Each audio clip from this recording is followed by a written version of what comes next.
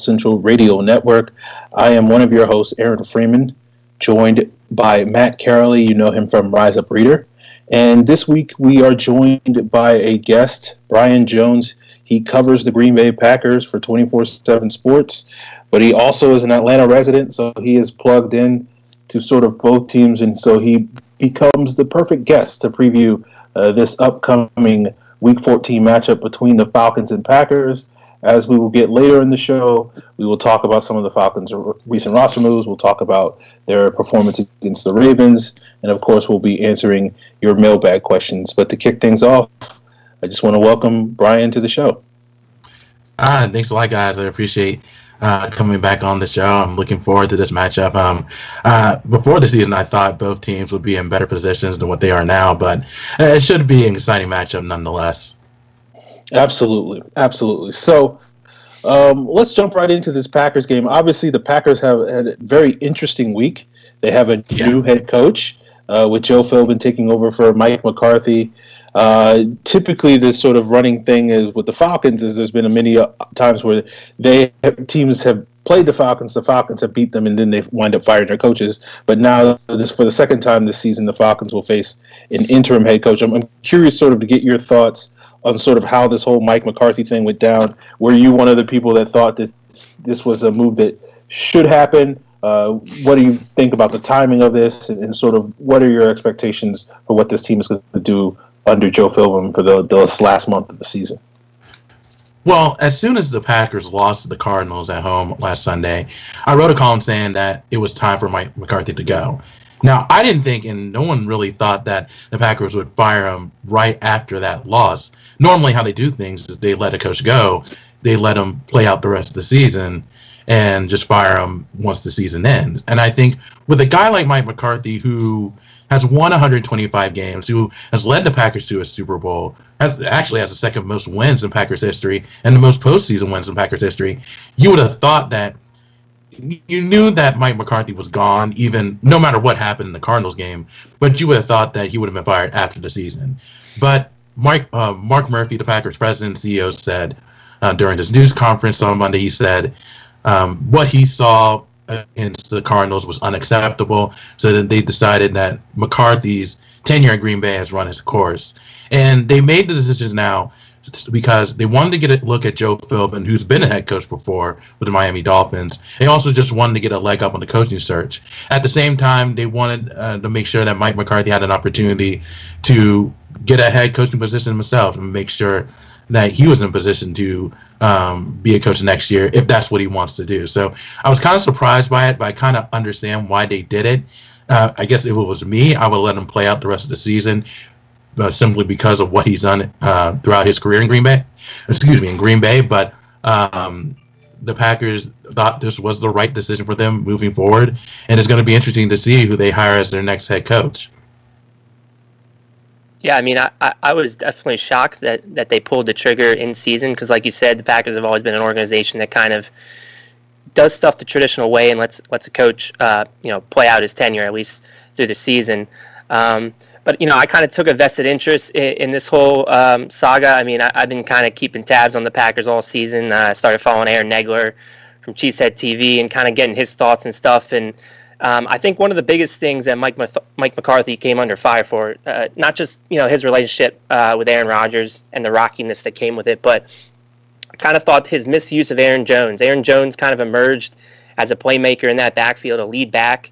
And Mike McCarthy at times would give him the ball early in games, but then he would totally neglect him the rest of the way. So is this something with Joe Philbin now at the helm that you kind of expect Aaron Jones to maybe get fed the ball more and maybe take some pressure off of Aaron Rodgers? And what other expectations maybe do you have now that Mike McCarthy is no longer the head guy there? When they brought back Joe Philbin to be offensive coordinator before this season, Mike McCarthy just wanted to get back to what they were in 2010 and 2011 when they were averaging close to 30 points per game and a team that was going 15-1 or 14-2. So I think for Philbin, and he's going to be calling plays on Sunday against the Falcons, I think you'll see some stuff a little bit differently. Mike McCarthy always said he wants to run the ball, but he just kind of, as you mentioned, got away from it. And with a guy like Aaron Jones, who's one of the league leaders in yards per carry, they want to try to utilize him as much as possible. So I think Philbin will do things differently in terms of trying to run the ball more. And with Aaron Rodgers, even though his numbers are pretty solid, if you look at the way he plays, it's just not the same as his MVP years in 2011 or 2014 or even in 2016. So I think if they're able to establish the run early, I think that can make Aaron Rodgers play a little bit better than he has been in previous games this season. So, again, Philbin is a guy who, when Mike McCarthy was there, he helped orchestrate the game plan. Now that Mike McCarthy is gone, this gives him an opportunity to come up with his own game plan. And I would expect to see a lot of Aaron Jones and even Jamal Williams, who's the backup running back, get a lot more carries than they have been in recent games. Now, you mentioned Aaron Rodgers, and he's gotten a lot of scrutiny this year for questionable play. This is not a new thing because there's been a couple of years, in the past where people have sort of questioned whether or not Aaron Rodgers, how much he has left in the tank. We've also seen him play like the Aaron Rodgers that we've come to know, and depending on, your rooting tendencies, maybe even love a little bit in terms of being, who is considered by many the best quarterback in the league. And I'm curious sort of, one of the things that's been told to me is one of the reasons why Rodgers' play has dipped since the opening of the season has a lot to do with the injuries to the receivers like Geronimo Allison. You saw Randall Cobb just come back from injury this past week after missing like 6 games. And so basically it's been the Davante Adams show with a little bit of Jimmy Graham sprinkled in there, but because Jimmy Graham is sort of new to the offense, hasn't necessarily built that rapport that you would expect from a quarterback and a tight end from years and years of working together. I'm curious sort of what are your thoughts on sort of whether or not Philbin and sort of any changes that he introduces to the offense, in addition to maybe getting a guy like Cobb back, are we going to see improved Aaron Rodgers down the stretch? And, obviously that has very significant importance for this upcoming matchup, because if this becomes a sort of a return to form for Aaron Rodgers this week, that will be very problematic for a very much struggling Falcons defense. Oh, absolutely. And I think the biggest key for the passing game and really the aerial attack is getting Randall Cobb involved. Cobb hasn't been the Randall Cobb he was in 2014 the last few seasons. I think injuries have played a big factor into that. But when you go back to what Aaron Rodgers, how he's performed overall this year, I think a lot of it does have to do with the injuries to the wide receiver position and the fact that Jordy Nelson is no longer there. That's Aaron Rodgers' go-to guy. He's thrown more touchdown passes to him than any other receiver he's played with. Now, Davante Adams is having a pretty good or very good 2018 season. I think he's on the way to a Pro Bowl. But outside of that, you're not getting a whole lot out of Jimmy Graham. And when guys like rookie receivers, Jamon Moore, who hasn't played a lot because he has issue with drops, Marquez Valdez-Scantling is pretty solid, but he's still, again, with him being a rookie, he's new to the offense. And then Equanimeous St. Brown is in the same boat.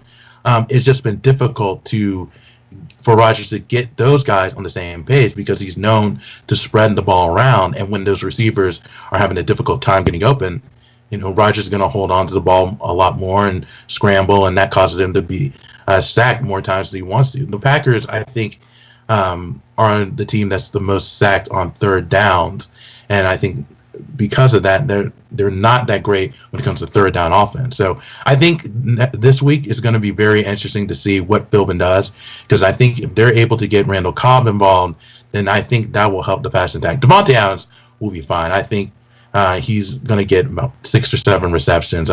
He's going to be a dangerous red zone target, so the Falcons will definitely have to watch out for him. But I think if they get Randall Cobb going, if Joe Philbin is able to find a way to get Randall Cobb involved and Jimmy Graham involved early, then I think Rodgers will be able to get in the offensive rhythm, and that will bode well for the Packers offense on Sunday. Brian, I want to turn my attention to the Packers defense for a moment. It's Mike Pettine's first year with the team, and I've been pretty impressed from what I've seen thus far from him as far as kind of the blitz packages and stuff that he coordinates to get pressure on the quarterback, and that's been an issue lately or pretty much all season for the Falcons, is picking up the blitz and protecting Matt Ryan. So do you see much of anything changing with, now again, a new head coach calling the shots, or do you think, he's gonna let Pettin continue to do what he's doing as far as pressuring the passer, and with the injuries, I guess, also to Mike Daniels and Nick Perry, can we expect? I mean, who can we expect to be going after Matt Ryan this Sunday? Well, you mentioned it. Mike Pettin's done a really good job generating pressure. The biggest issue with the Packers, even though they're one of the top 5 teams when it comes to sacks, they're not getting a lot of those sacks off the edge.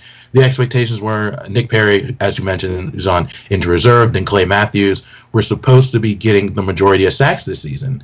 But what Mike Pettin has done is gotten pressure from all over the field. You look at guys like Kyler Fackrell, who's an edge rusher. Before the season, I think he had 5 sacks in his first 2 or 3 seasons. Now he leads the Packers with 8. And he's had 3 sacks. He's generated 3 sacks in the game twice this year. And then you have a guy like Kenny Clark, who's an interior defensive lineman, who's having a Pro Bowl year. He has 6 sacks. And then Blake Martinez, the inside linebacker, has 4. Then you're getting pressure from the defensive backs. I think what Pettin has done is he knows that the edge rushers aren't getting as much pressure as you would like. So he's going to be generating pressure from everywhere across the field. So that's something that the Falcons will have to watch out for.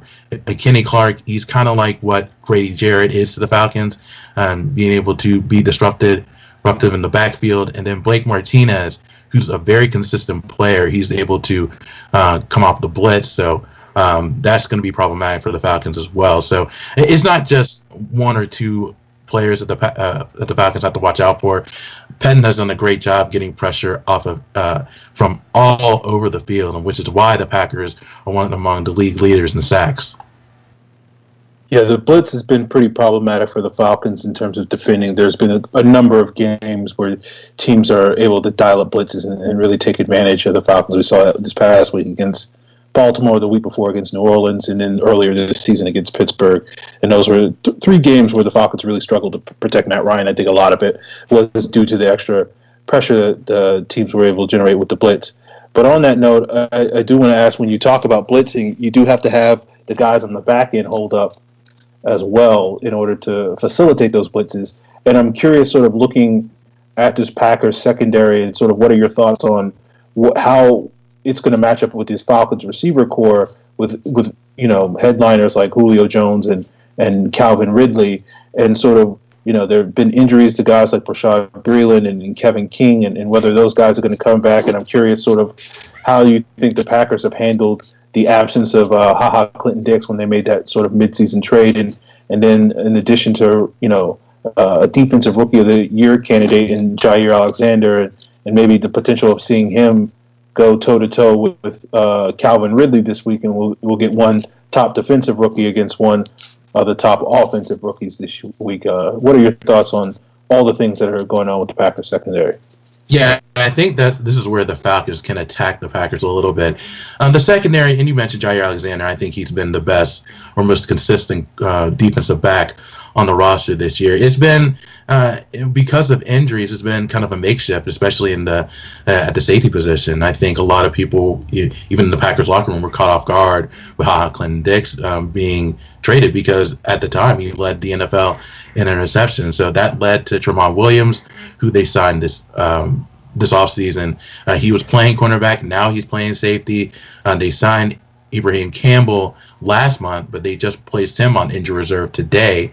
So Josh Jones is a guy who they drafted along with Kevin King last year, and he's starting to play a little bit more after not seeing the field at all. So it's going to be a makeshift kind of secondary for the Packers. You hope to get Kevin King back, and once he's on the field, he's one of the better defensive backs they have on the roster. But the issue is he can't stay healthy, and it's uncertain that he'll play on Sunday. So and then there's Josh Jackson, who's also a rookie, having a solid season, but not really as great as Jair Alexander. So I think the Falcons have an opportunity to attack this Packers secondary because of just the issues they have staying healthy. I think it was kind of an issue with last Sunday against the Cardinals, especially in the second half. They gave up some big plays there. Overall, they've been solid, but I think with this receiving core that they're going up against, I think they're just going to have fits trying to defend guys like Julio Jones, Calvin Ridley, and even Mohamed Sanu. So I think that's going to be an interesting matchup on Sunday. Yeah, I mean, for me, this really is a fascinating game. I mean, like you alluded to, Brian, I think all of us thought coming into it, both teams would be kind of in the thick of the hunt, and maybe it would be an elimination game. But now at this point, both squads are kind of playing for pride, and there's various issues why each team's in the position they're in. For the Falcons, injuries, a little bit of coaching, some personnel miscues maybe in the off season. For the Packers, I think similar things, coaching, injuries, have led to the teams being where they're at. And I am a little bit apprehensive as far as just there's a new guy running the show. There's not going to be a lot to go off of planning, game planning for them. I guess my last question, what's one key for each team that they have to accomplish, you think, to win on Sunday? Well, I think for the Packers, they have to run the football. I think if they're able to, and the Falcons' run defense has struggled, as you guys mentioned. And I think if they're able to get Aaron Jones involved early, I think that will open up the passing game. I think that will make Aaron Rodgers a little bit more comfortable, and I think they're able to score points consistently. I think Aaron Jones has been an explosive player for the Packers, but as you mentioned, they just haven't utilized him as much as they should. So get Aaron Jones involved early, and the Packers have the ability to win. I think for the Falcons, they're in a position where, I think they got to protect Matt Ryan. I think last week against the Ravens, they just constantly pressured him, and it's just been an ongoing thing for the Falcons this season. It's not going to be easy because the Packers are going to blitz. They're going to find ways to generate pressure all over the field. It's not going to be just one person. It's going to be multiple players going to get after Matt Ryan. So the offensive line for the Falcons are going to have to hold up. If they do that, then they have a chance to score points consistently as well. So, again, this is going to be a really interesting matchup. Again, both teams are mathematically not out of the playoff picture, but they're pretty much out of the playoff picture, so they're pretty much playing for pride. And as I mentioned, the expectations for both these teams were high before the season began. Because of a number of things that happened this season, they're now in the position they're pretty much playing for a top 10 pick. So, but again, it's going to be an interesting matchup. Two of the two former MVPs, and Matt Ryan and Aaron Rodgers, going at it. So it should be exciting, regardless of their record. I totally agree. Yeah, you mentioned playing for pride. Is there a little bit of pride knowing that when Aaron Rodgers has started games, I think going back to his first year as a starter, they've won 17 straight December home games at Lambeau Field. Is there a little bit of hope for the Packers that they'll be able to take full advantage of that home field advantage against a struggling Falcons team this week? Yeah, that's the expectation. I think, yeah, as you mentioned, they've been so strong in December in the past, especially at Lambeau Field. It was kind of surprising that they lost to the Cardinals. I think, especially with Joe Philbin, they want to play well for him. This is a guy that they really like, and that's why they brought him back to be the offensive coordinator this offseason. I think they're going to be motivated to play well, and I think, in a way, they also want to play well for Mike McCarthy. Even though he kind of fell out of favor in Green Bay, he still had a great career with the Packers. So they want to prove that they can close out this season strong and try to win these final four games for Philbin and McCarthy. So I could see the Packers bouncing back in a major way on Sunday. Now, Brian, before we get you out of here, I do want to ask you, since you are sort of based in the Atlanta area, and I know you don't cover the Falcons, but I'm sure that you are aware of all the things going on in Atlanta as you're covering the Packers. But I'm just curious to get an outside perspective. I know people that watch and listen to this show probably get tired of Matt and I bickering about the same thing. So we'll allow you to sort of be maybe not necessarily a tiebreaker, but to bring a different perspective potentially to see sort of where your thoughts on this Falcons season so far, and what are the things that you look at that may diagnose as some of their biggest areas of concern.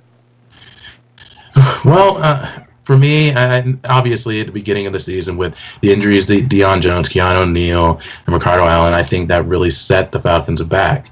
But now in these last few games, it's just the offense has just not been able to get going. And I think there's a deeper issue with this team other than just the injuries. And I think, obviously, I mentioned the offensive line has just having issues protecting Ryan. So that's something they definitely have to address this offseason. And then the running game has just been so inconsistent. Again, Devontae Freeman's hurt, but you thought you would got a lot more out of Tevin Coleman and Ito Smith. Yeah, it's just and I know a lot of people have been critical of Matt Ryan because of really the team's record, and they're pretty much saying he doesn't have that killer instinct. He should do more, especially being a $100 million quarterback. But the thing is, if you're constantly getting hit and you're constantly getting sacked and you can't run the football, there's only so much you can do. And it kind of reminds me of what's going on in Green Bay with Aaron Rodgers. Aaron Rodgers is taking criticism, and rightfully so, but at the same time, when the interior offensive line isn't protected for you and you're not running the ball as much as you should, then, again, you can only do so much as a quarterback. So I think when it comes to the Falcons, this offseason, they really have to take a step back and look at both sides of the football and what can they do to address both sides and really help this team move forward. Because they have talent on this roster, but it's just a matter of putting it all together. And they may have to make some coaching changes, maybe a new offensive coordinator. I'm not sure, but there's talent there. They were just 2 years removed from the Super Bowl. Last year, they were 10-6, won a playoff game in Los Angeles, one play away from beating the Eagles to reach the NFC Championship game. So, again, they have the talent. It's just a matter of putting it all together. So, it's going to be interesting to see what they do in the offseason because they need to hit on their draft picks. They got to get the right free agents in order to help out the veterans on the roster right now.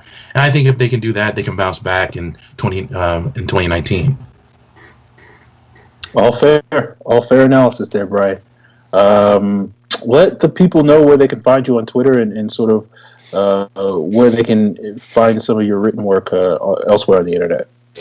Yeah, absolutely. You can find me on Twitter. It's at BrianJones247, and I'm the lead writer, editor, and publisher for the Green Bay Packers on 24/7 Sports. You can just go to 247sports.com, click on the NFL tab, and just click on Green Bay. We have a team of writers right now do a great job covering different teams across the NFL. So go to 247sports.com. Not only can you find me, but you can find great roster of talented writers that covered the NFL better than anyone else. There you have it. Brian, we appreciate you coming on, sharing your insights on the Packers, sharing your additional thoughts on the Falcons. I look forward to seeing what sort of the outcome of this weekend's matchup is.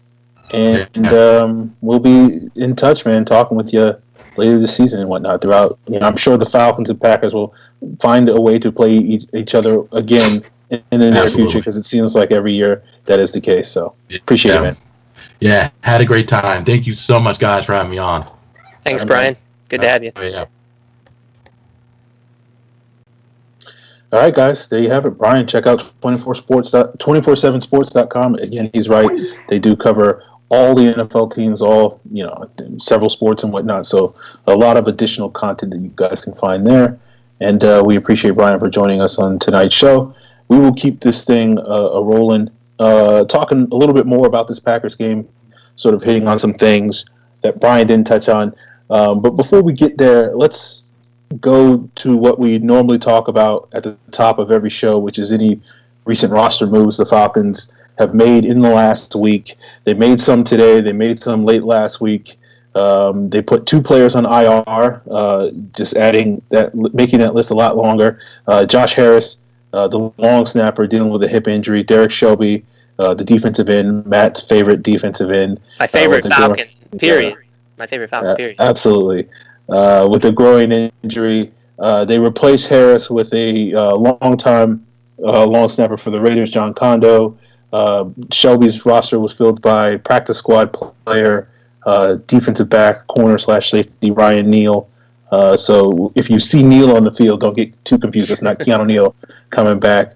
They freed up a roster spot by cutting Keith Tandy. They promoted Justin Zimmer, the defensive tackle, who was on the team earlier this season, on the roster. And then they sort of added a couple of guys to their practice squad, running back Jeremy Langford, who used to play for the Bears and had a productive career at Michigan State a couple of years ago, and wide receiver Julian Williams, who I think had been on the practice squad a little bit earlier in the season. So, Matt, I cede you the floor.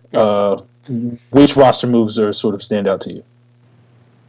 I guess last week when Jeremy Langford was signed, I thought he was kind of interesting. He's kind of a bigger back, and I went back and looked at some of him. I mean, he's kind of Brian Hill-esque, I would say. I thought he was a little bit bigger and more of a goal line back, but I think he's more of a Brian Hill type. So, the curious one that I am, I kind of was like, maybe next year in the summer, that's the running back 3 battle, Langford versus Hill. I mean, Langford showed some stuff early on in his career in the Bears and kind of just faded out. I don't know if maybe it was the coaching staff in Chicago had a part in it, but that was a noteworthy one kind of there for me. This week, nothing major. I guess the one, not serious remark is the fact that they let go of Keith Tandy, so now Quinn's fully embracing the tank, which means there's going to be very little chance he can activate 9 defensive backs and make you happy and make all of us happy, because that's what leads to a Falcons win, it seems like. So, I don't know if they brought up Justin Zimmer so that they can get a longer look now at him. I mean, that's one of the things I'm going to be curious about with these last 4 games, now that they're pretty much out of it, is will we start to see some of the younger guys and the guys at the bottom of the depth chart? Are they going to start to get some run so that we can have a good idea of whether they factor into the future picture? I mean, maybe Zimmer's now, that's what the thinking behind that is. I tweeted out earlier today, I'm hoping for more time with Eric Saubert, see what he can offer, or whether they need to pick up another tight end to develop with Austin Hooper long term. Brian Hill I talked about, and then the other one is Jermaine Grace. He's sitting on the practice squad as well. I wouldn't mind seeing them promote him in the next couple weeks and maybe take out Bruce Carter and see what he can do on special teams, because that's where he's going to have to make his mark, and then maybe he gets a couple snaps at linebacker. Probably unlikely, since it seems like they're going to roll with Deion Jones, Devondre Campbell, Foye Oluokun, and maybe sparingly Duke Riley going forward. But you kind of want to see what he can do maybe on special teams, and maybe he can be a special teamer in 2019 and beyond, Jermaine Grace. So those are kind of my takes there. I don't know if you have anything further to add, or if we just want to move on. Yeah. I mean, just a couple of quick thoughts. I mean, they still got the chance to activate 9 defensive backs. It's, Ryan Neal could be that 4th safety. I don't know. I doubt it, but it's possible. Or they just might go with 6 corners and 3 safeties, just to break the curse, maybe. And for those of people that don't know what we're talking about, basically the Falcons' record this season is 4-0 when they have 9 defensive backs active on their 46-man game day roster, and they're 0-8 when they only have 8. And so these last couple of weeks, they've only had 8. And, correlation, causation, who knows? The great mysteries of football in terms of inactive lists and whatnot. But, on a serious note, I think, they did this earlier with Zimmer when Derek Shelby first got injured. And it's sort of, I think, my recollection, I think it was the Saints game.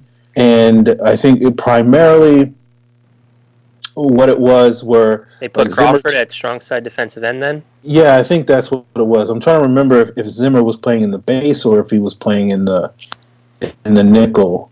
I think he was getting reps in the nickel then. So, sort of with Crawford having less work in the nickel, I think Zimmer... Yeah, because he rushed... I think you're right. He was rushing from the outside quite a bit in that game.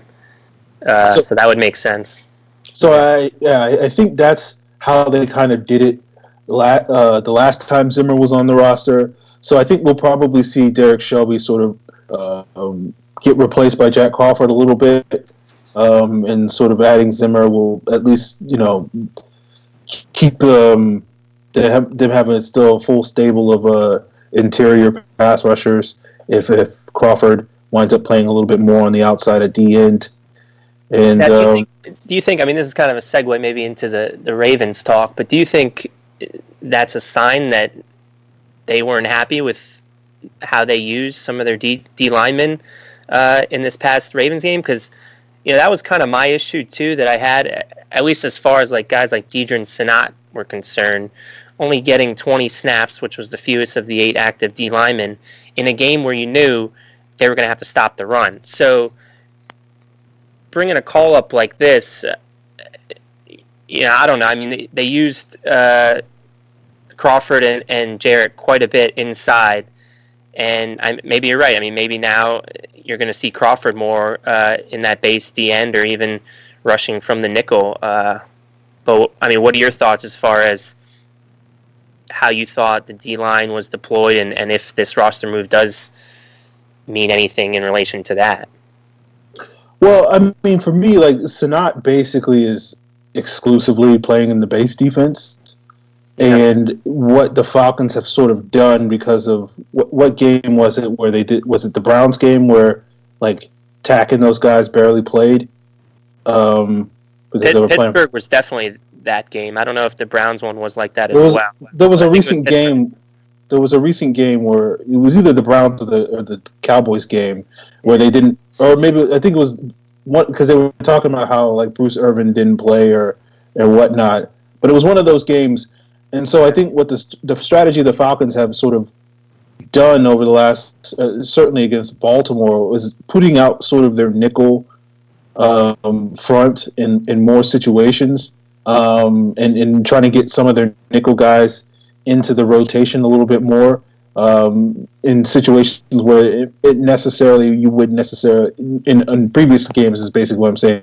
They probably would have played their base defense because they're trying to get their pass rushers out there on the field and they don't want to go through what they went through a couple of weeks ago where the criticism was they didn't play those guys enough. And so I think that's led to guys like Sanat sort of getting pushed by the wayside. But I don't, I know we have a mailbag question towards the end talking about sort of the Sanat's usage.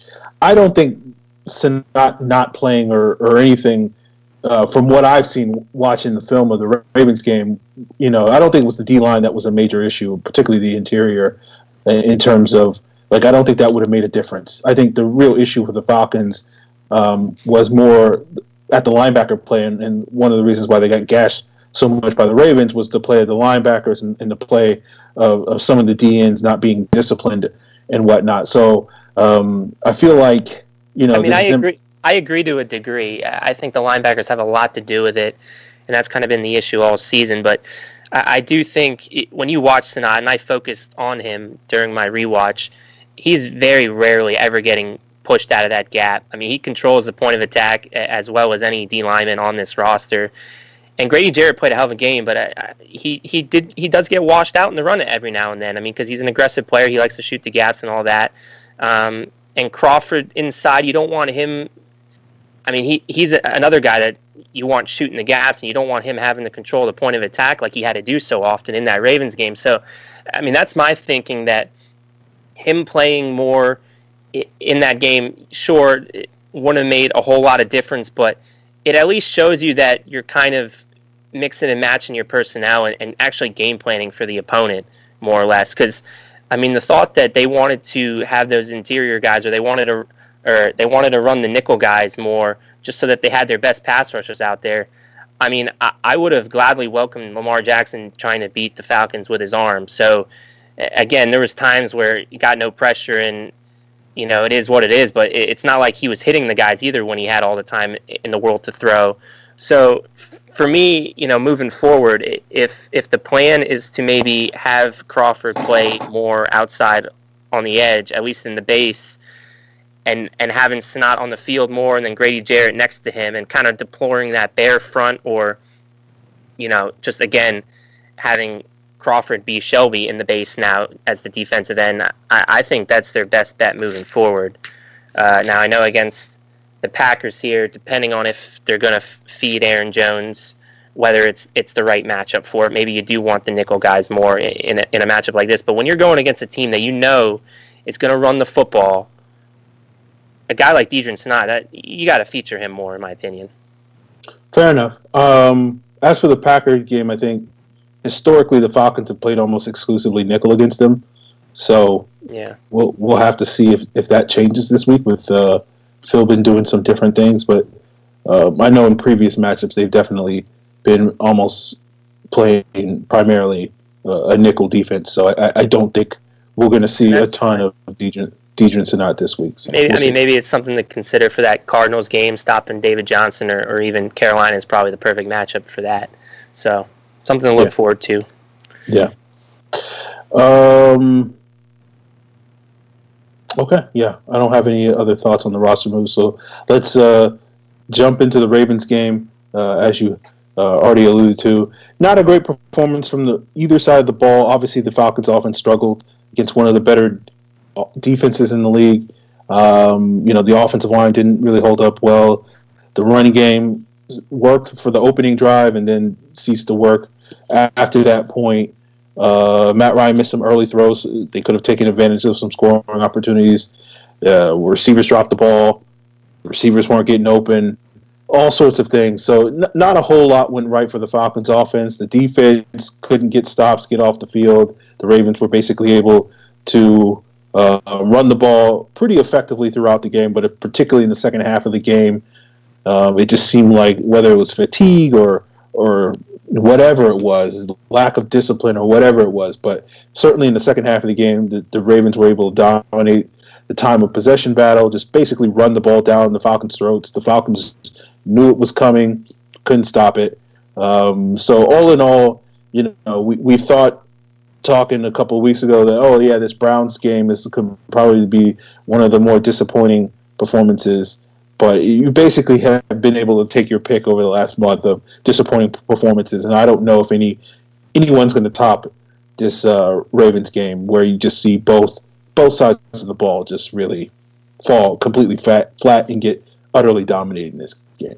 What are your thoughts? Yeah, I mean, I'd still vote that Browns game as the most disappointing, just because I think a lot of it had to do with the post-game comments, just with the effort that was brought and the fact that they overlooked them. With the Ravens, we kind of talked about it last week. I expected something like this. I knew the Ravens were going to try to control the ball, that they were going to try to assert their will on both sides of the line of scrimmage, and they basically did that. I thought, I did get a glimmer of hope on that opening drive, because it was nice to see they were utilizing a lot of quick passes, and they were kind of methodically moving the ball down the field. And you mentioned how Ryan missed some earlier throws. That one to Tevin Coleman following the timeout on 1st and 10, that it was a nice design with the wheel route. They got the matchup they wanted, Tevin on a linebacker, and Matt was just a yard long on it. And, I mean, if he hits him, he's in stride. That's a touchdown. So that's unfortunate. And again, that's kind of been the theme the last 4 weeks. It's more of the same. On offense, it's a lot of execution issues.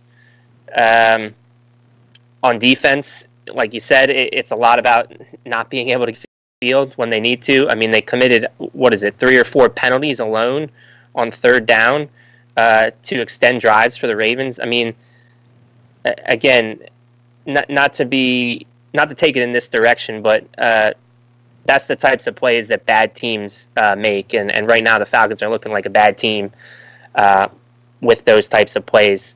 But I think for me, and again, the conversation has shifted a little bit, I think, towards the offense, because of the fact that they've now gone 4 weeks without scoring more than 20 points. But for me, when you look at the time of possession battle and you see it's 40 minutes Baltimore versus 20 minutes Atlanta, how is an offense supposed to get in a rhythm when they're spending 8-minute intervals on the sidelines while the defense just lets them just march up the field and score touchdowns? So I think the attention needs to be placed on that. I mean, that was the issue last year, and people overlooked it because they saw that the team was top 10 in scoring and top 10 in yards. But again, from an efficiency standpoint, the defense was letting the offenses still control the time of possession, and that was where you saw them being affected as far as their rhythm is concerned. So, what's your thoughts on that? I mean, is it that crazy to think that something like that, where you can't get on the field, and when you do get on the field, I mean, you're pretty much forced and pressured into scoring touchdowns? Is that crazy to think that that's affecting the offense, and that has a lot to do with the recent struggles the last 4 weeks? I think that has been an issue, and that was a subject I talked about quite a bit last year. So I think in general that is pretty fair and accurate. I think this week it's a little different because I think the offense sort of had opportunities to do something and didn't. Sure. And so like issues, yeah, absolutely. So I do feel like that has been that certainly has been an issue, but like this is the week where I don't necessarily like. I'm not going to sit here and like, because the problem is too often these conversations people want to blame one side. They want to like say this side of the ball was worse, and so let's talk about that. And the defense got a defensive touchdown and all that sort of thing, and the game was within grasp up through halftime. So. For me, it's one of those things where, like, I wouldn't necessarily. This is not the week I would necessarily be like the defense's inability to get off the field was fed into the offensive struggles. I think the offensive struggles just fed into the offensive struggles. So, well, but what week would you even make that argument then? If not this week, when it was so skewed, whereas in the other weeks. They had a drive here and there, the opponent, where they were going for 7 minutes. But if you look at the end result, the time of possession wasn't that bad. And again, you mentioned it, they had their chances. Ridley drops a key third down reception that would have gone for 25-plus yards. Who knows how that drive finishes. Like I said, Matt Ryan misses that throw earlier in the game. But for me, Matt Ryan struggled mightily in this past game with the deep ball. I think there was 3 occasions where the ball was just completely off to Julio Jones going deep. And for me, why is that? I think if you're on the sidelines and you're not getting into a rhythm, he only threw 26 times total in the game.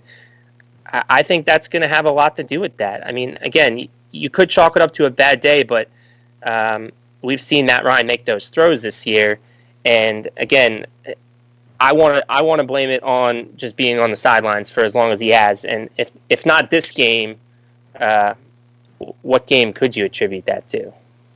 Well, for me, it's one of those things where it's like the offense had 3 consecutive 3-and-outs and then went and gave up a defensive touchdown on their 4th possession. And like looking at the play calling on those plays, looking at the execution on those plays, they had pretty, in my opinion, vanilla play calls on first down.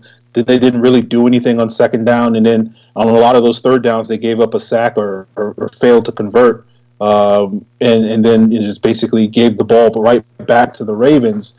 And I don't think those issues were due to the fact that the offense felt this pressure to go out there and score. I just think it was the offense just being bad. So, I think what you're saying has been an issue at various points this year, probably less so than it was in 2017. But I don't feel like this is the game to be like the offense. Let's blame the defense for the offense's struggles. I just feel like they're both 2 struggling sides of the ball. And this week, I think, they're independent of one another. That I wouldn't necessarily like. I just don't think the offense, you can really defend the offense in any way. I think there's been games this year where you can certainly say that the pressure got to him, and you saw many instances where Matt Ryan seemed like he was pressing. I don't think this was the game where Matt Ryan was pressing. I just think he was just, for whatever reason, just not in rhythm and off target and missing throws. So, yeah, I mean, I think a lot of the offensive issues are predicated on the offensive line's play. And I think you brought up the vanilla play calling. I think they had to kind of switch to that. They kind of had to, you saw a lot of just quick speed outs because Matt Ryan had to get the ball out quick if they wanted to have positive yard plays. So, again, I think there's a lot of variables and factors that go into why the offense is struggling. I think the offensive line is where I'd start with it. That's controlling a lot of the play calling as far as, not being able to run the ball, obviously, too. So, But again, you mentioned the rhythm, and I think how are you supposed to get in a rhythm if you're not running a lot of plays? If the total play sheet is 81 in favor of Baltimore to 53 in Atlanta. So again, we talk sometimes about a good defense is having a good offense to maybe control the clock on one side, but I think also a good offense can be a defense doing its job and keep getting the ball for the offense back so that they can get into a rhythm, because they haven't struggled moving the ball. I mean, I tweeted out that coming into that game they were fourth as far as fewest 3-and-outs per drive. So obviously they had more in this game than they had all season, and I think the Ravens do deserve some credit. I mean, don't forget they were the number one defense coming into the game and only allowed 18 points per game coming in. So it's not like this was any inferior type of opponent. This was a legit opponent, and they only managed 9 points offensively. But like you said, they had their chances. A lot of it's execution issues, but I think some of those execution issues, if they're having the ball more and they have more time and more possessions, that could help. But again, it does start up front, and the offensive line is definitely something that needs to be fixed in 2019 if they're ever going to hit the heights that they once had. I think you're right in terms of the second half stuff for the most part. In the first half, the Ravens ran 35 plays and the Falcons ran 32 plays. So the mistakes, the early miscues, weren't because they didn't have the ball enough. They just didn't do anything when they had the ball outside of that first drive. And so it's just one of those things where it's like, I think Matt Ryan did not have a great performance. He has, 2 or 3 or 4 of these games every year where he just doesn't have it. And it happens with all quarterbacks. You're not going to be perfect every single week. Even Drew Brees can tell you that. And so it is what it is. The Ravens obviously did a lot of things that I think were able to sort of keep the Falcons in check. And unfortunately, I don't think the Falcons really had anything, in terms of new wrinkles or anything that they were trying to throw at the Ravens that were able to get them playing on their heels and sort of switch the momentum in their favor. So it is what it is. A game that we will try our best to forget as we move forward. Let's move on and jump into the mailbag. You good with that, Matt? That's good with me. Okay, we got a bunch of mailbag questions, including a couple from last week that we missed from New Jersey Falcons Ronan at May2124. Even though highly paid, do you think Sanu could stick around in 2019 in Hardy let walk based on his run blocking skills? Also note there are a lot of wide receivers producing less with higher salaries, so if cut, Falcons would have to draft a new number 3 wide receiver, with Julio being 1, Ridley being 2, and the draft pick 3. I'm sure this question will go well between me and you, since we love to talk about Sanu so much. I mean, if you don't know, for those watching, I mean, my takes on Sanu is I think one more year in Atlanta, and kind of my reasoning behind that is, they do have holes to fill along the defensive line and the offensive line. Right now I have it. I think they need about 3 to 3.5, depending on again, Vic Beasley's future, or whether you bring in a guy that's purely just a nickel pass rusher. So 3.5 defensive linemen I think you need to fill in the offseason. I think you need about 2 bodies on the O-line. And then obviously you got to start rounding out some depth in other areas, linebacker. We saw this year what happens when one of your top guys goes down, and then obviously safety, perhaps Sherrod Niesman or Brian Poole will be the backup strong safety going forward next year. Maybe they did, I've been pretty happy from a replacement level player with Niesman, so I'm fine with him. I mean, he's signed for 1 more year if that's the route that they take.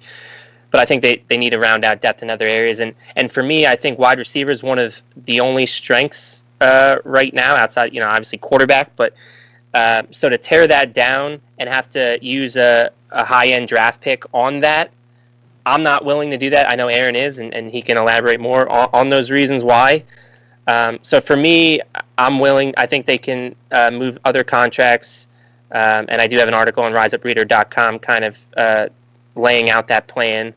So if you want to check that out, but I think they have other avenues that they can go to create some salary cap space so that they could be players in free agency. So for me, I have Sanu as a guy that's going to stick around for one more year, and then they can draft his replacement in what's supposed to be a loaded 2020 wide receiver class. Yeah, I mean, look, I should say first and foremost, I do not expect the Falcons to cut Mohamed Sanu. I think they will basically take the approach that Matt just outlined there, and see it as a strength, and go into next season with by far the highest paid number 3 wide receiver in the NFL. I think the Dolphins, if you consider Devontae Parker or Albert Wilson to be their number 3. He may be the highest paid wide receiver 3, but as far as where they would slot on wide receiver spending, just if anyone's curious, they'd only be 10th.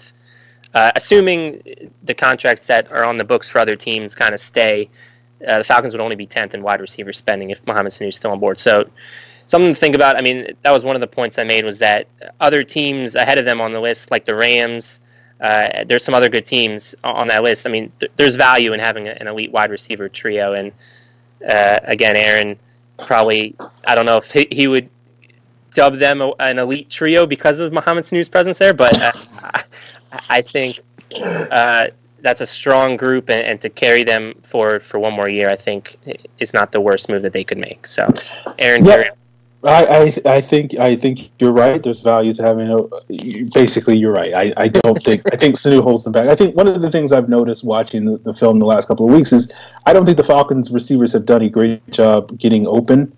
And I think several teams Ravens, Cowboys especially, have done a really good job basically locking down their guys. I think the Browns probably did a lot better than people expected in that game.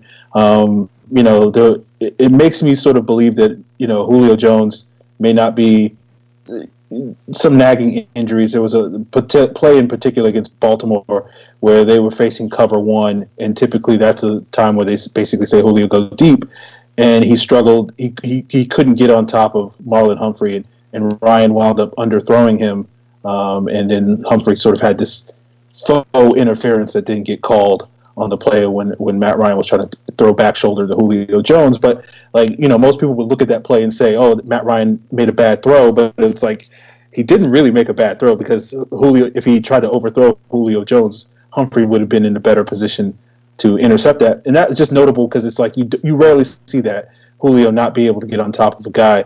The point of that is not to knock Julio Jones.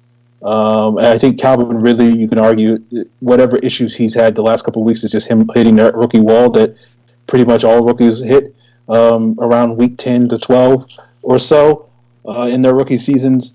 To me, the problem I have with Mohamed Sanu is a lot of issues, but the simplest way I'll explain without spending the next 20 minutes talking about it is he needs the rest of the other receivers to create for him. And I think if you have these issues where Ridley and Julio are struggling or dealing with injuries or whatever, and you need somebody that can create. And I think having a guy that's a dynamic weapon is much more valuable than what Mohamed Sanu is bringing to the table, especially in light of the thing that most people say Mohamed Sanu brings to the table is his third down production and his red zone production. In those two areas, he's had a major dip in production in those areas, in large part due to the emergence of guys like Calvin Ridley and Austin Hooper, who have basically overtaken him as a go-to guy. And so the problem I have with Mohamed Sanu is you're paying this guy all this money to do what? He's not necessarily going to be your go-to playmaker in terms of generating big plays.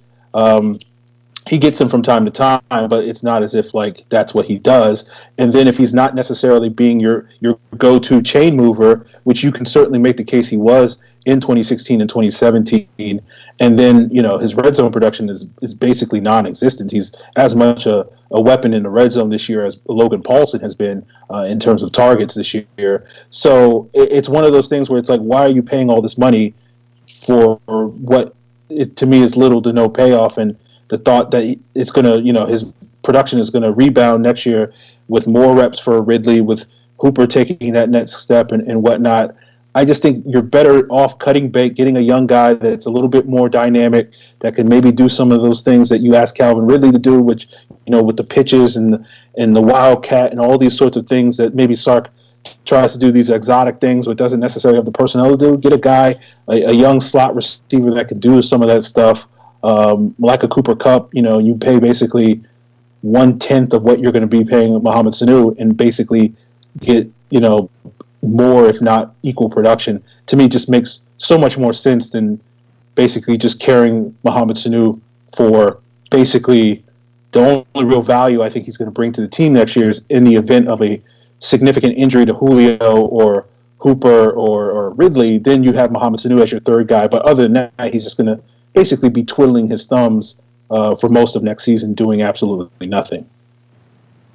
Yeah, I mean, they're all fair points, and I'd probably be inclined to agreeing with you if, again, like I said, they didn't have these holes that they need to fill. Like, if the D-line, like Tack and Vic, had the years that we expected as far as maybe taking a leap and being 10-plus sack guys, and, if the offensive line kind of 4/5 of it didn't just fall off a cliff, and they had some of those holes already patched together for 2019, I'd probably be like, yeah, maybe it is time to cut bait, because then you can draft one in the third round and start planning for that succession plan of Julio Jones and all that. So, but with that said, I mean, again, that's one of their strengths of this team right now. And for me, having to utilize a third round resource when I think that needs to be on the D line or the offensive line, that's kind of just where I think me and I don't know if the fan base. I think the fan base just likes him because of the swagger and stuff that he brings. But for me, from a football standpoint, I just think they have holes elsewhere that they can't afford to take wide receiver after taking one in round 1 and round 6. I mean, who knows what Russell Gage? I think there is some expectation that he can potentially be something on offense. I know, I can see by the look on your face. You don't necessarily agree with that, but I saw some stuff from camp as far as from a route running standpoint that, and even in the preseason, I mean, there's that game against the Kansas City Chiefs in the preseason where he made that nice grab that leads me to believe there's something there. There's something that can be tapped into that maybe he can be not necessarily the third guy, but he can be a fourth option. And, especially with, it seems like they've been spreading teams out more. Maybe that's their future. He can factor in 2019 or 2020. So, that's also something to consider is his spot on the roster. Okay. I see Russell Gage as at best the Drew Davis type of producer on offense. And, part of the reason... What are you basing that off of, though? What he was at LSU and what I saw in the preseason. But, I mean, it could also be an instance where LSU just... I mean, he started as a cornerback, right? So he got a late start there. I don't think they were ever going to really have intentions of, and again, very raw. So it's not like you're going to come in right away and just wow people as a receiver. So to just draft a guy purely as a special teams gunner, did they trade up for him too? They traded up for him, right? It wasn't. I believe so. Traded up for. So, again, they've made crazy personnel decisions in the past, but I think part of their thinking is they see something from him that can be just a little bit more than just a pure special teamer. I mean, we'll see if I'm right or wrong, but, again, there's stuff that I saw in the summer that leads me to believe he has something from a route-running standpoint that maybe he can turn into something. So, I think he could be, a Drew Davis, Nick Williams type of player, which is... ideally a fifth guy, but, could function as a fourth guy. But I don't see him surpassing Marvin Hall, and I certainly think the Falcons, they can get basically, there's wide receivers growing on trees that are much, much better than Russell Gage. But part of the reason, and we'll move on in a second, but part of the reason why you mentioned sort of not having the opportunities to sort of waste on or potentially waste on a wide receiver in the draft. I just think part of the reason why you cut Mohamed Sanu is you take that money that you free up, almost $5 million, use that to fill some of those issues that you potentially have that you are looking at addressing potentially in the draft. You fill some of those in free agency. So to me, it's a win-win situation. I don't feel like using mid-round picks for something other than pass rushers and offensive linemen is going to wind up dooming the Falcons in terms of the long term. I think if the Falcons are basically going into the draft basically, needing to have to use that third or fourth round pick or whatever it is on a D tackle or D end or an offensive lineman, they haven't really done a good job up to that point in the offseason, if you ask me. But I'm sure we will talk more about that come March and April. And yeah, I mean, I guess the difference is if you do cut a Mohamed Sanu and then, you do cut Vic Beasley, those two dumps combined can get you in the market more for one, I guess, the top guy. So like a Trey Flowers or a D Ford, perhaps. For me, I'm not sure that I'm, and again, maybe I'll change the more I get closer to the offseason, but as far as going all in on someone like that, now maybe Trey Flowers is a little bit different. I do think Trey Flowers is going to be a stud. But the ROI on going all in on some of those top guys, I don't know if you necessarily always see the value there. So for me, I think trying to get one of the mid-tier guys, and I've talked on this show before, Brandon Graham and Olivier Vernon, if he's cut from the Giants, I think getting a guy like that can provide immediate dividends, but then it's not a guy that you're tied to long-term. Because I think as far as this D-line, they've been neglected for how many years now as far as in the draft. And I know you don't want to put yourself in a position where, like you said, you have to take that position there. But this is the type of class where I think it's going to be there regardless. I don't think it's like you're forcing yourself into it. I just think the way it's going to fall, that's the way it's going to fall. As far as you getting younger and hopefully better when you hit on one of these picks. So for me, again, I just think you have to invest heavily in the trenches for once in a draft. I know that typically that's not the way they've done business. They like to spread out their picks, but this needs to be a draft where that's their full attention, and hopefully they do it because, again, that's kind of why they're in this mess to begin with, is because they put it off for so long, and now we see the results on the field. Fair enough. I would like to remind people that they are currently projected to have 5 picks in the first 4 rounds, so it's not as if, their draft capital is super, super limited, but we'll see. Mave2124 asked, do the Falcons go with a veteran at backup quarterback next year or a cheaper backup / draft pick? That's a good question. I mean, ideally, maybe you get Ben Kirk, shows some development, and Ben Kirk's the guy. I mean, it's a way to save, some money rather than having a Matt Schaub type contract on the books again. Or, maybe we see it's been a while since they've taken, I don't remember the last year that they took a late round quarterback, but maybe it was at 2014, 2013? 13, I think. So, I mean, it's been like 5 years, 6 years. Maybe this is the year they do it. I'd be okay with that, I guess. But my bet's on a cheaper guy this time around. Yeah, I think they'll probably go cheaper than they have with Matt Schaub, but I think that could just be Matt Schaub again, because I don't necessarily expect Matt Schaub to have a robust market this upcoming offseason. So I do think they'll be able to get him if he does return on a cheaper deal than what he's currently playing at.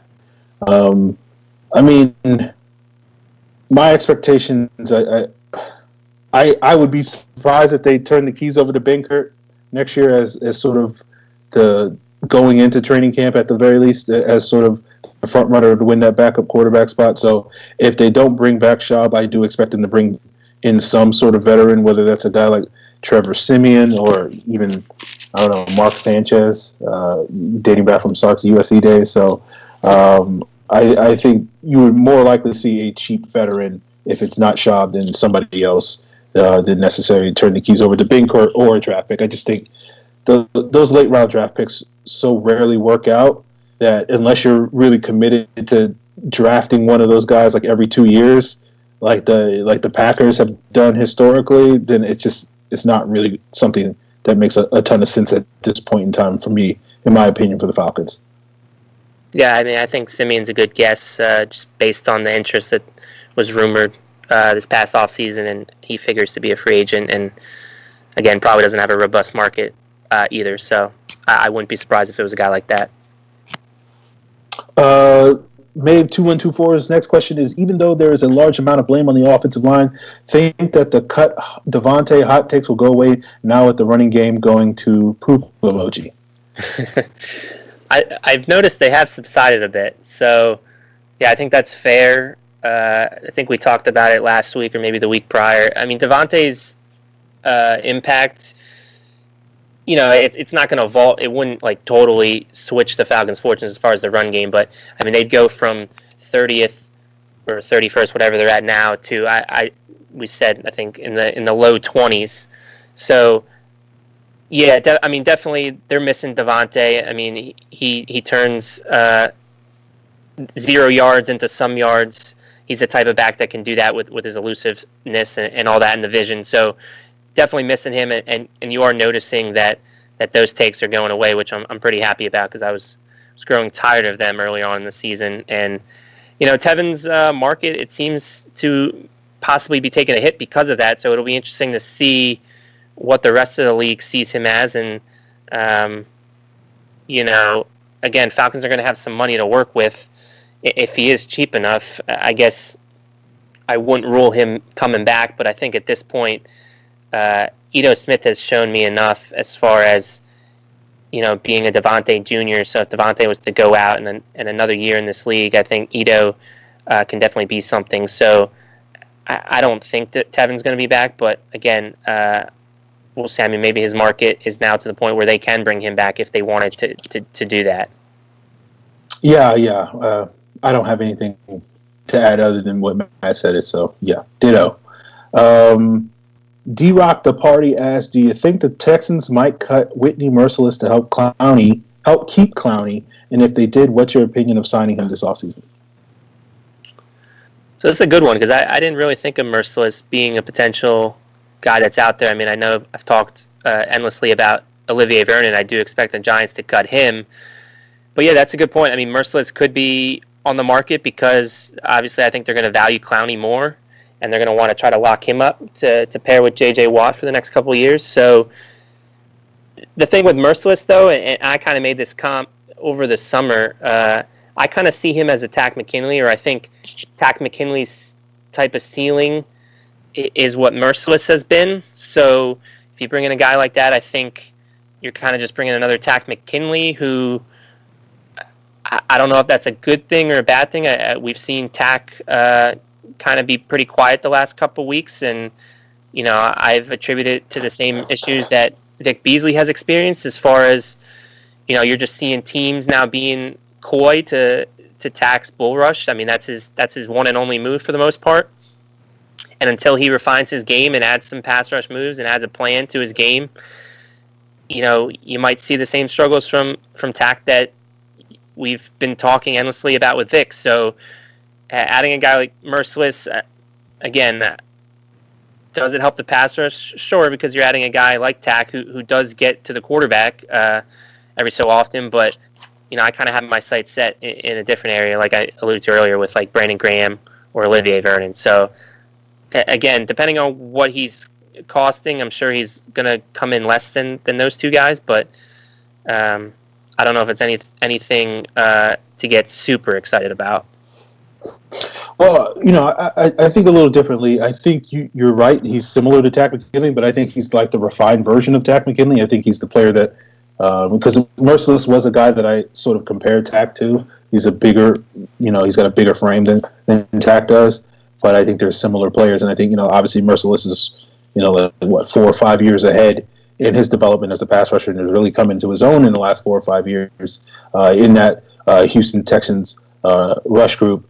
But that being said, I looked it up. The Texans are slated to have like over $70 million in cap space next year. So I don't think they need to cut Merciless in order to keep Clowney. They're going to be just fine. That's one of the benefits of having a good quarterback on a rookie salary and basically having only paid really J.J. Watt at this point and I guess Hopkins.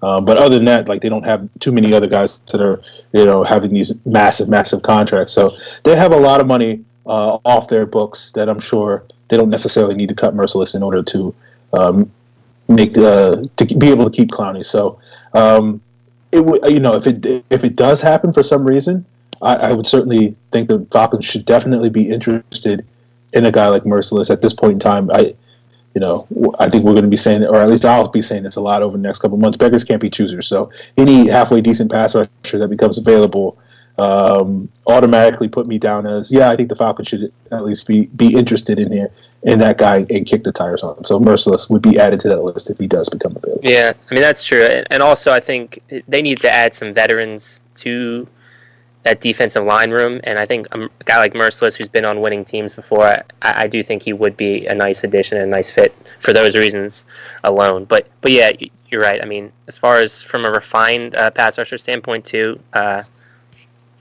Merciless is probably that guy.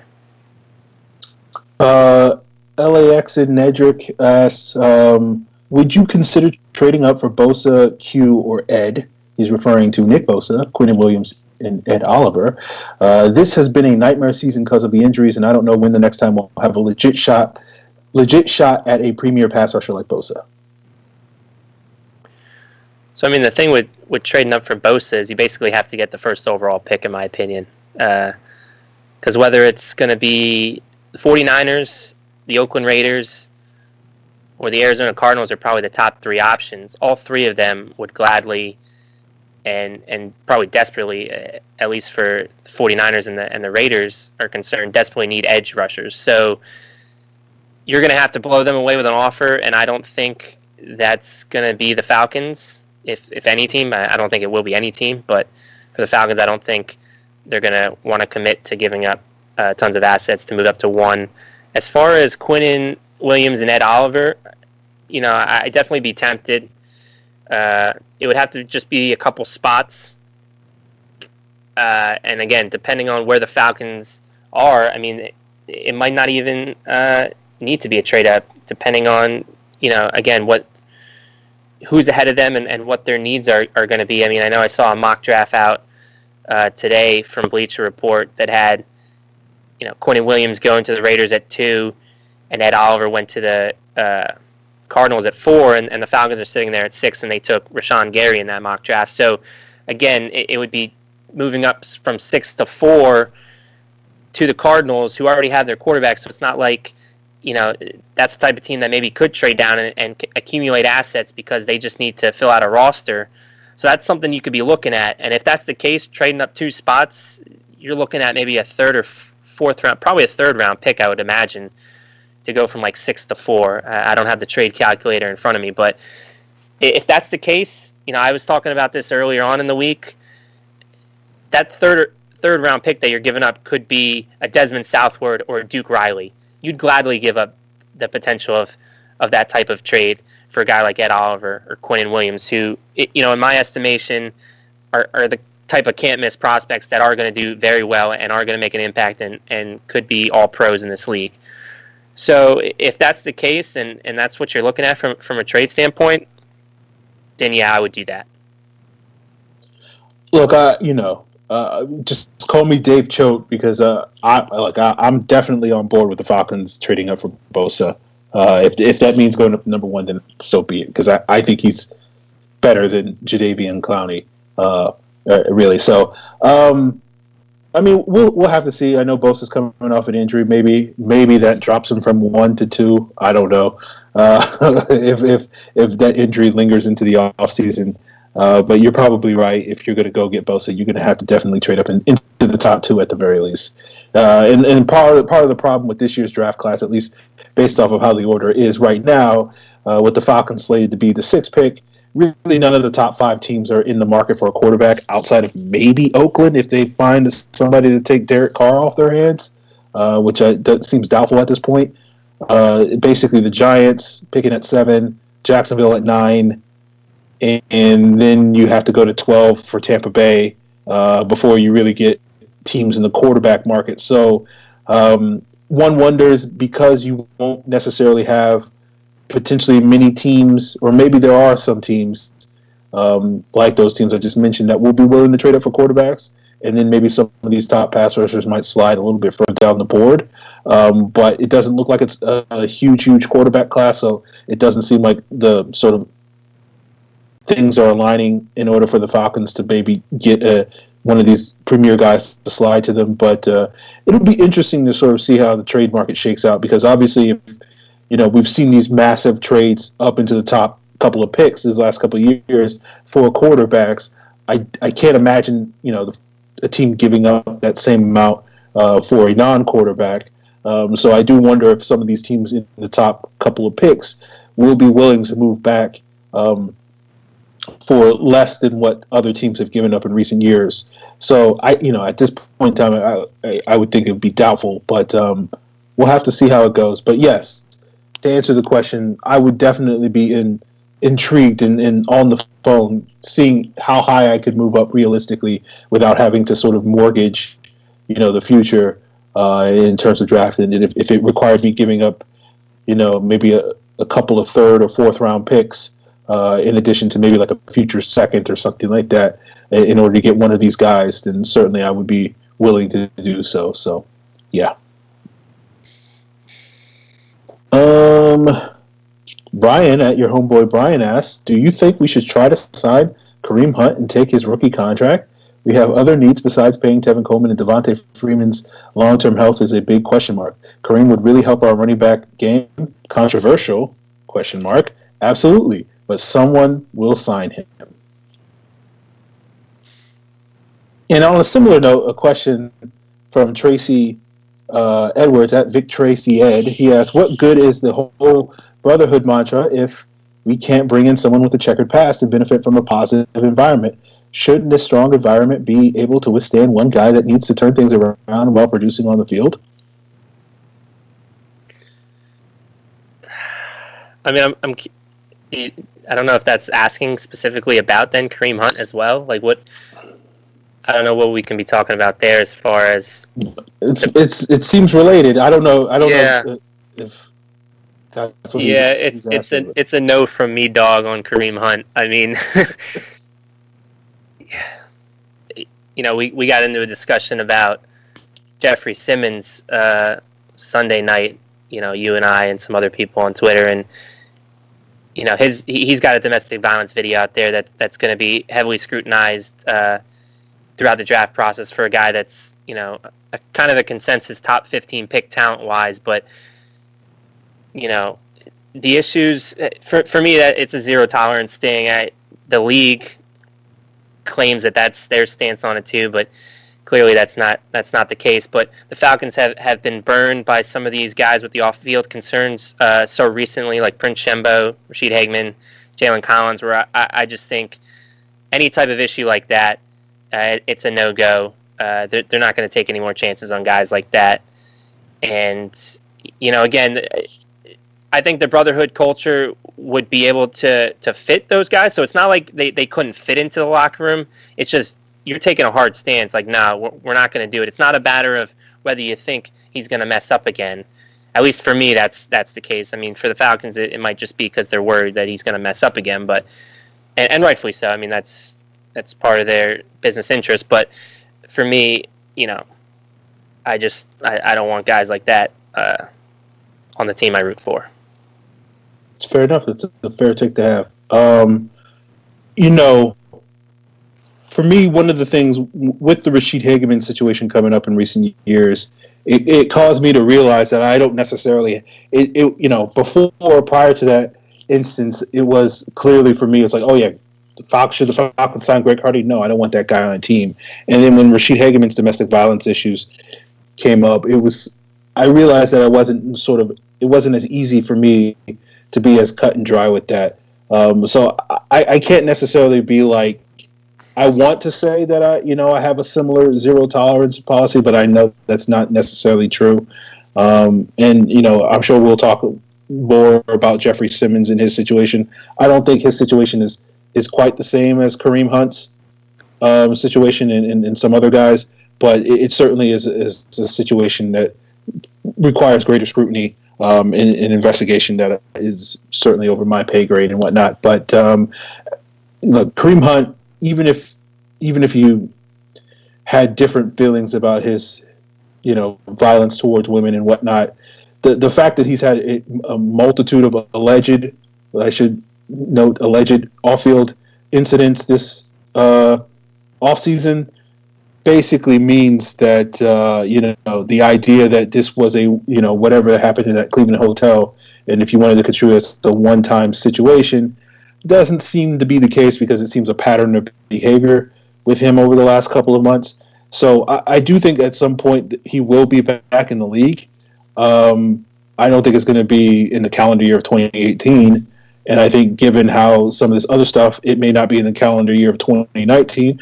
But I do think eventually someone's going to give him an opportunity to get another chance in this league, and given some of these other startup leagues and whatnot. So someone's going to sign him is basically what I'm saying. I don't think it's going to be the Falcons for a lot of reasons that Matt just said. I think the fact that the Falcons have been burned by those guys that he mentioned recently, and given sort of the issues with Michael Vick going back, I think Arthur Blank is not going to necessarily take on too many guys in the future that have major off-field character question marks moving forward. And there may be an exception or two in the future, certainly, but I don't think it's going to be Kareem Hunt.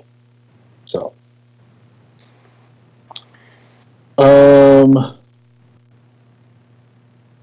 Brian asks, who do you think will be our offensive coordinator going into 2019? A, Sark, B, Gary Kubiak, C, Greg Knapp, or D, some other guy? Right now, I still think it'll be Steve Sarkisian. Because, again, I think, I'm hoping that they realize a lot of the problems on offense are related to the offensive line, and the fact that they haven't addressed that, or injuries did play a part this year with the two guards being out. So that's where I'm leaning. I wouldn't be surprised if, again, changes are made and he becomes the scapegoat. And if that happens, then I do think Gary Kubiak is the guy that he's going to try to lure to Atlanta. There's all this talk that Gary, due to his health, doesn't want to take on the responsibilities of head coaching, but is interested in possibly considering an offensive coordinator spot. And I got to believe that the Falcons spot would be one of the more appealing ones to him. And then obviously there's the Greg Knapp connection. Those two have worked together for many years. So the fact that there's that relationship involved, I think it makes a lot of sense if that's the route that they take. But again, I do think people have to keep in mind, I don't think Gary Kubiak has any magic wand that's going to immediately relieve the struggles of this unit, unless, of course, they improve this offensive line. If they improve the offensive line, then I think a lot of that is just going to take care of itself. I mean, because we saw from weeks 2 through 9 what a Steve Sarkisian-led unit in Atlanta looks like. And I think, for me, that was eye candy. So if we can just try to get back to that, and a lot of that was when the offensive line had some of their better performances, and you point directly to the Washington game. I mean, that's the blueprint right there. They need to get back to that, and it starts up front. So, if they fix some of the offensive line issues, I think this offense will be fine, and that's why I still think, and Dan Quinn will believe, that Steve Sarkisian will be fine. But again, I know how this business works. Sometimes guys get fired that don't necessarily deserve to get fired, and that could end up being Steve Sarkisian. But for right now, I still think it'll be Sark in 2019.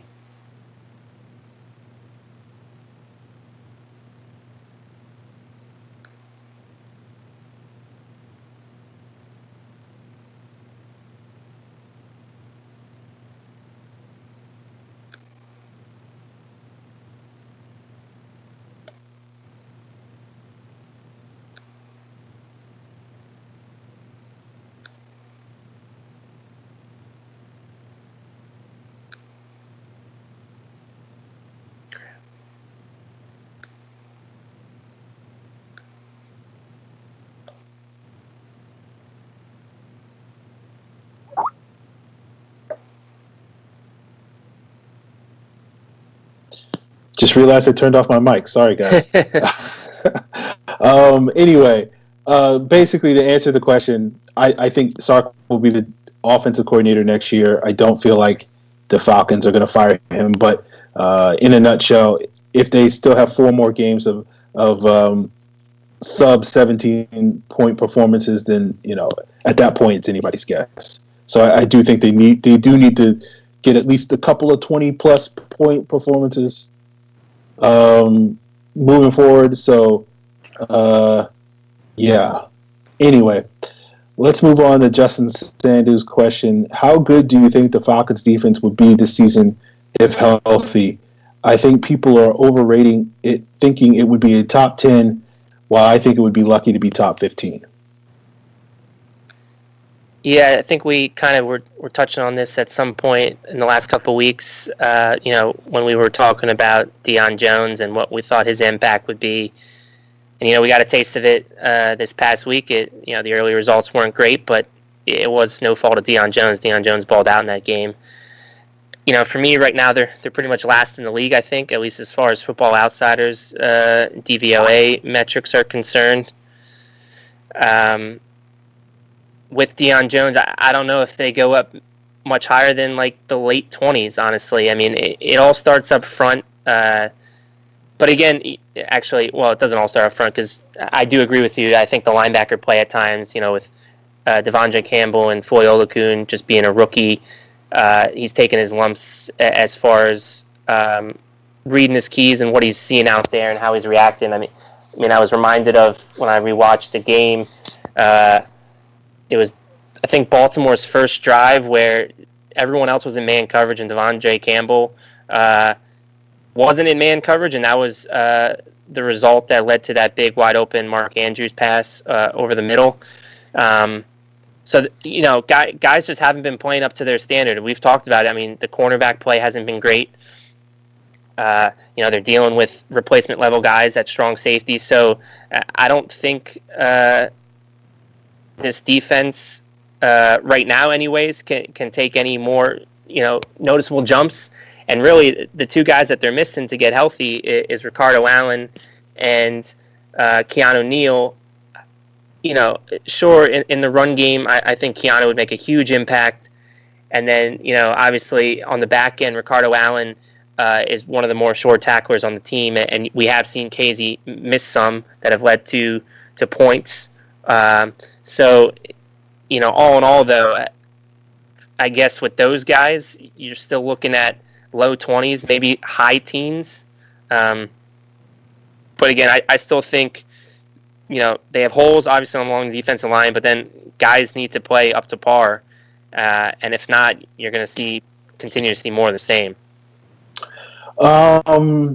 Yeah, look, basically in a nutshell, and this was something I talked about going into the season, this defense would go as far as the pass rush would go. And even if they were fully healthy, what was the ESPN stat that had them as like the second lowest in terms of their pressure metrics or whatever? Yeah. And I just don't think you could be a top 10 and probably not even a top 15 defense if you have the second worst pass rush in the league, regardless of whether Deion Jones and Keanu Neal are out there playing, out there and making plays. Like that's just not a recipe for success. So I felt like going into the season, some of the top 10 hype was a little hype-ish because of question marks with the pass rush. And certainly I had a lot more questions with Vic Beasley going into the year. I didn't necessarily expect Takk McKinley to make these huge leaps as other people did. And I certainly think Grady Jarrett's a good pass rusher, but I don't think he's like the type of defensive tackle that can sort of, be the lead dog in a pass rush, like, say, an Aaron Donald or a Fletcher Cox that can carry a pretty good pass rush. So I think that, that obviously leads into many of the question marks that the Falcons will have to address this upcoming season. But yeah, just basically in a nutshell, if, how good can you be when you have arguably one of the 5 worst pass rushes in the NFL? Probably, maybe you can make it to the top, like 15 or 14 or something like that if everything else goes right for you and your coverage is great and you're creating turnovers on the back end and all that sort of thing. But you're probably looking at a defense that maxes out somewhere in that 15 to 25 range, which when you look at like Football Outsiders DVOA rankings, I think that's basically what they've been the last couple of years. And Dan Quinn, I don't think they finished above 22nd in any of the 3 years that Dan Quinn's been the head coach. So That could have been a little bit higher, but probably not by a huge degree. Yeah, and I mean that was the thing that when Brian was on talking about the Packers and how they haven't had the types of performances that they expected out of their edge rushers, Nick Perry and Clay Matthews, but yet Pettin schemed ways to create pressure, and they're up near towards the top as far as pressuring the quarterback, if not leading the league in sacks. I'm not sure if that's changed, but that kind of was like, that sounds exactly like the Falcons. They're struggling to get pressure, especially on the edges. I mean, they're also struggling in the interior, but guys like Jack Crawford and Grady Jarrett have been successful at times there. So with that being said, you'd like to see, and I've been pounding the table, that they manufacture some more pressures, but at the end of the day, that's kind of not what this scheme's built on, and that's the unfortunate part, that they're just going to take kind of a stubborn stance there, and that's why it's absolutely paramount that in 2019, the offseason, that they get the guys that they need, because, again, this defense is built on four-man pressure and then playing the zone cover 3 shell on the back end to limit the big plays and then swarm to the ball. So, again, Vic Beasley, Tack McKinley, their performances have a lot to do with this. And, again, if you're not going to manufacture it, and, again, that frustrates me to no end, and I'm sure it frustrates the fan base, but they got to go out and fix this D-line, because, like you said, you can't have a top pass rush or a top defense without a good pass rush. Justin's next question is, should the Falcons sit Vic Beasley as a fifth-year option? Is guaranteed for injury. He was limping at times in the Ravens game, which scared me. Well, I think one of the reasons you can't sit him is they're not exactly deep at defensive end. I know the addition of Bruce Irvin probably allows a little bit more flexibility, but, I mean, this is a guy, Vic Beasley, that whether he's playing well or not, he's been consistently getting 60-ish% of the snaps, I'd say, on average. So he's a guy that's going to be out there if he's somewhat healthy. I think the thing with the fifth-year option is, I mean, they basically got till March. So unless it's something serious, they're not going to play him. But if it's, at this point, a lot of football players are dealing with nagging injuries. So if it's something minor like that, he's going to be out there, and they got till March really for him to be healthy to the point where, all right, he passed the physical. If we want, we can decline this option and move on. Yeah, look, I mean, like, if the Falcons are making the best decision for their future, then they would probably just slowly dial back Vic Beasley's snap count and be like, oh, we really want to give Bruce Irvin a much longer look. And Stephen Means, this young guy that we've had on the roster, we didn't feel like those 5 or 6 weeks at the beginning of the season were enough. So let's see if we can play him a little bit more and see what he can do, and just sort of slowly dial back Vic Beasley's workload. Because as you mentioned, that fifth-year option, if he does wind up getting hurt over this last month of the season, it pretty much guarantees that full salary, and there's no real way of the Falcons to get out of that contract. So that's the smart plan, but I don't think the Falcons are going to do that, because whether you agree with him or not, and I'm sure you can guess whether I agree with it, I think the Falcons are committed to Vic Beasley and believing that he can turn his season around or whatnot. So we'll have to see. I know there was a report earlier today from Jeff Schultz talking about whether or not the Falcons would move on from Vic Beasley. The indication in that report was that the Falcons basically already made up their minds, or at least somebody knowledgeable of the situation believes that the Falcons have basically already made up their mind of moving on from Vic Beasley at the end of the season. So we'll have to see if that winds up becoming true. But I think if just dialing back his snap counts at the very least is probably a step to sort of avoiding being on the hook for that the full size of that contract for 2019. So we'll see. We had a couple more questions, but without trying to drag this show out to a 2-hour show, I think we'll leave it out there. I'm sorry, fans, since 1988, you had a couple of questions that I'm sure we would love to answer. I know Matt has some thoughts, particularly on your question about the tight end. So I'm sure he'll be able to share those on Twitter and whatnot after the show. So you'll get your questions answered there.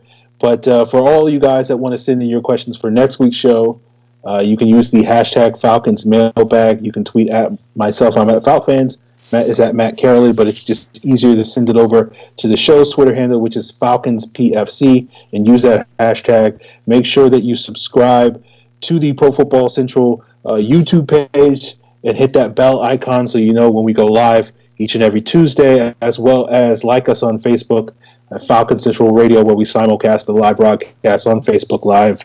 And check out ProFootballCentral.com. If you need links to the audio podcast, you can go to Falcons PFC's Twitter page or ProFootballCentral.com to find any of those available links.